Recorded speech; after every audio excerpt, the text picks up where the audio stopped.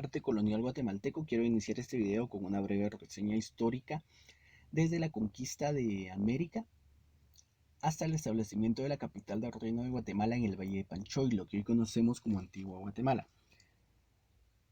Bueno, en España, luego de 10 años de lucha y la conquista de Granada en 1492, estamos hablando de finales del siglo XV, los reyes católicos logran controlar casi totalmente la península ibérica. Anteriormente a esto, España estaba dividida en varios reinos y el sur de la península estaba invadido por los árabes. Por razones económicas, se buscan nuevas rutas de comercialización entre España y la India, lo cual lleva a descubrir de manera accidental América, la cual España se encargó de conquistar y colonizar. La iglesia y la corona se encargaron de la evangelización de los nuevos territorios conquistados, sobre quienes impusieron su pensamiento y expresión artística.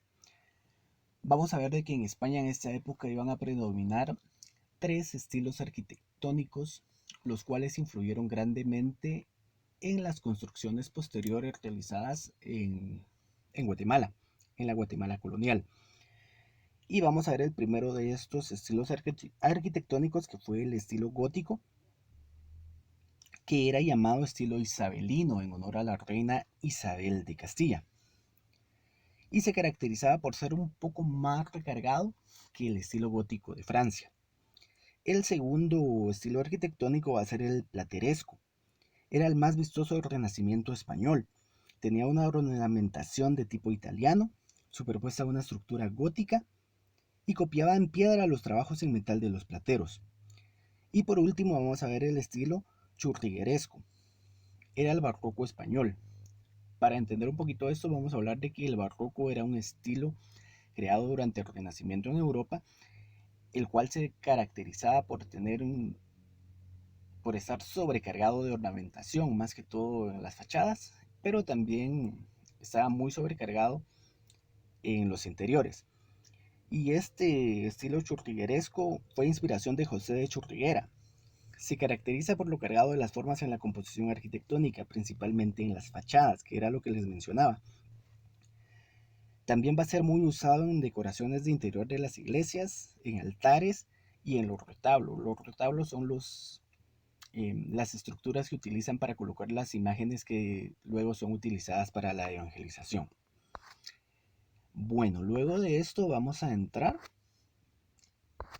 a lo que es la conquista y las primeras capitales de Guatemala. Y en esto vamos a ver de que luego de 5 años de haber perpetrado y conquistado la Ciudad de México, Pedro de Alvarado llega al territorio de Guatemala y comienza la conquista. Todo esto va a ser entre 1519, que Pedro de Alvarado conquistó México, y 1524, que inicia la conquista de Guatemala. Los habitantes de la región de Guatemala estaban divididos en reinos distintos y cada uno tenía una lengua diferente. Todos estos reinos que convivían vivían en constantes guerras, sus ciudades estaban fortificadas. ¿Qué quiere decir esto? De que se ubicaban en terrenos altos y usaban como barreras, naturales, los barrancos, lo cual permitía y les daba cierta seguridad de prevención al ver a los enemigos. Entre los grupos más importantes estaban los quichés, los cachiqueles, los tutugiles y los mames.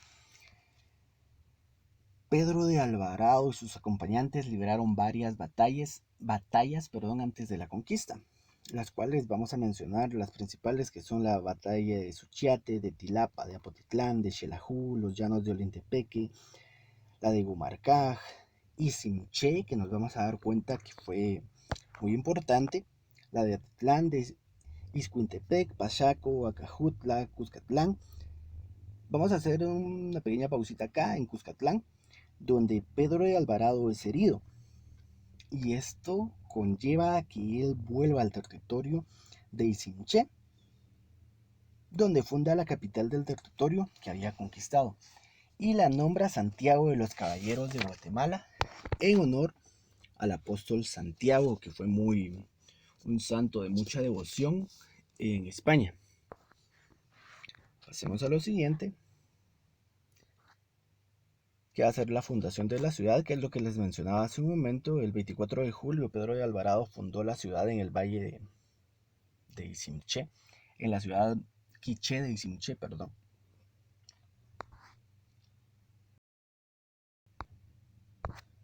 Continuemos, vamos a enfocarnos en el primer traslado de la ciudad. Después de la fundación en Isimché, duró muy poco en este lugar, pues los indígenas abandonaron la ciudad y se sublevaron por malos tratos recibidos por parte de los españoles. Todos los grupos se unieron con los caciqueles. Alvarado comenzó a combatirlos junto con todo su ejército y quemó la ciudad de Isimché el 7 de febrero de 1526. Luego de esto, los españoles buscaron otro sitio para trasladar la ciudad y escogieron el Valle de Almolonga. El Valle de Almolonga, lo que hoy conocemos como Ciudad Vieja. En este valle, Jorge de Alvarado, que es el hermano de Pedro de Alvarado, traslada a la capital el 22 de noviembre de 1527 a las faldas del volcán de Agua. Vamos a ver de que acá ya vamos a ver indicios de esclavitud, lo cual se ve desde el inicio de la conquista, ya que los indígenas fueron usados como mano de obra para hacer construcciones, palacios, conventos, caminos, iglesias, etc. Para poder evangelizar a todos los indígenas, que ellos ya tenían sus propias creencias, pero para poderles implementar el cristianismo, los religiosos idearon obras de teatro y danzas para enseñar a los nativos la religión que ellos traían. Se adaptaron y cambiaron las originales. Así apareció la danza de la conquista, la cual fue inspirada en el baile que representa la derrota de los moros, que son los árabes, por los cristianos en España. El 28 de julio de 1532, como un dato importante, Carlos V, que era rey, concede un escudo a la ciudad, el cual va a estar representado el apóstol Santiago montado a caballo. En la parte inferior hay 3 volcanes y el del centro está en erupción. Bueno, vamos a hablar del segundo traslado. En 1540, 16 años después de haber entrado en el territorio guatemalteco, Pedro de Alvarado va a México a conquistar otras tierras y el 9 de septiembre de 1541 muere muy cerca de Guadalajara. La esposa de Pedro de Alvarado, doña Beatriz de la Cueva, es nombrada gobernadora de Santiago de los Caballeros de Guatemala, pero dura muy poco tiempo en este cargo, ya que vamos a ver de que el 11 de septiembre del año de 1541, esto después de varios días de lluvia y un terremoto, un alud, o sea, un derrumbamiento de tierra, con agua, lodo, piedras, árboles, que viene desde el cráter del volcán de Agua, va a destruir la ciudad, y lo que causa la muerte de muchas personas, entre ellas la gobernadora. Los sobrevivientes acordaron situar la ciudad cerca de acá, o sea, trasladar la ciudad nuevamente del Valle de Almolonga por lo que sucedió. Y esto nos traslada a la muy noble y muy leal ciudad de Santiago de los Caballeros de Guatemala, lo que significa el tercer traslado de la capital del Reino de Guatemala. Se elige el Valle de Panchoy para trasladar la ciudad, ya que era una área que estaba muy cercana al Valle de Almolonga, que fue donde anteriormente estaba establecida la ciudad.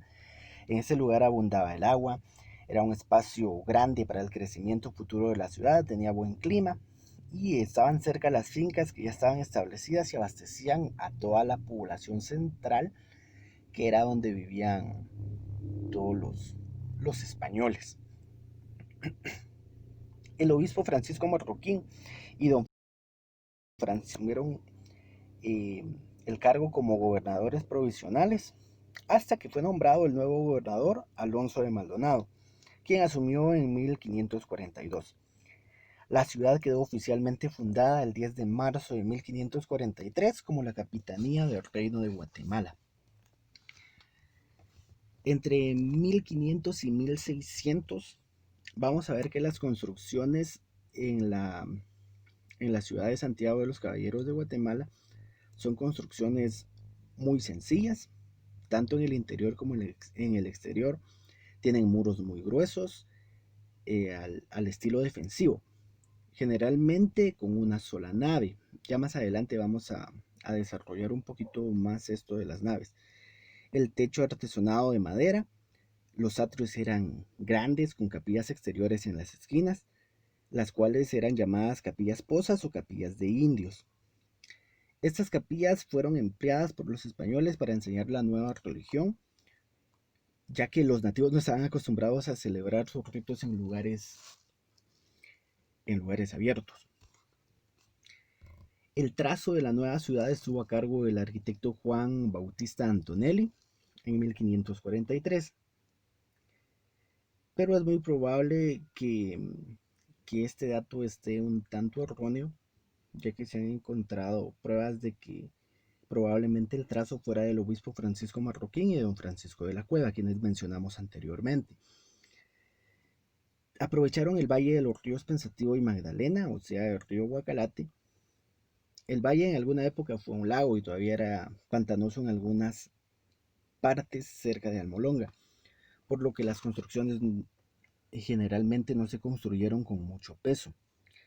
La ciudad se planificó en forma de parrilla, o sea, al estilo francés o ajedrezado, como vemos en la actualidad de la ciudad de Guatemala también. Y prosiguieron los cánones urbanísticos del Renacimiento.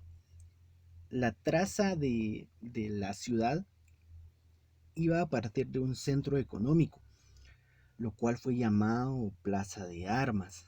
Y alrededor de esta Plaza de Armas se iban a establecer los edificios símbolos del poder, tanto económico, político, social y religioso, orientados de la siguiente manera. Al norte estaba el ayuntamiento, al sur la Capitanía General, al oeste el Portal del Comercio y al este la Catedral. Vamos a ver de que la tercera capital continúa evolucionando y mejorando la calidad de sus construcciones, hasta después de los terremotos de 1773, cuando las autoridades deciden un nuevo traslado. Vamos a, ya para terminar este video, vamos a ver de que toda la ciudad estaba formada por 25 manzanas aproximadamente y estaba proyectada para 5.000 personas. Alrededor del valle se establecieron pequeñas ciudades satélites, lo que les mencioné hace un momento, las cuales eran sistemas de poblados que iban a servir para abastecer a la ciudad. O sea, de que íbamos a encontrar pequeños poblados agrícolas, artesanales o algunos con distintos oficios, ¿no? El 10 de marzo de 1566, el rey Felipe II da a la ciudad el título de la muy noble y muy leal ciudad Santiago de Guatemala. En ese entonces el territorio de la capitanía abarcaba desde Chiapas hasta Panamá. En esta ciudad, como les mencioné hace un momento, que hoy es conocida como la antigua Guatemala, vamos a ver cómo florecen las artes, se funda la tercera universidad de América, se construyen palacios, iglesias y conventos. Y vamos a ver, como mencionamos, del florecimiento de las artes, no nos vamos a enfocar solamente en la arquitectura, sino que vamos a ver que en tallas escultóricas en madera se crean varias con fama internacional y que hasta nuestros días todavía están de pie. El 27 de septiembre de 1717 los terremotos de San Miguel dañaron mucho la ciudad y se consideró el traslado nuevamente de la ciudad a otro lugar. Pero no se hizo, no se llevó a cabo. Y en vez de eso se reconstruyó la ciudad. Y vamos a ver de que la mayor parte de los edificios que existen van a pertenecer a este periodo. O sea, estamos hablando del periodo de 1717 1717 de los terremotos de San Miguel al periodo de 1773, que son los terremotos de Santa Marta, los cuales obligaron al traslado de la ciudad. Bueno, vamos a dejar hasta acá el video de esta semana.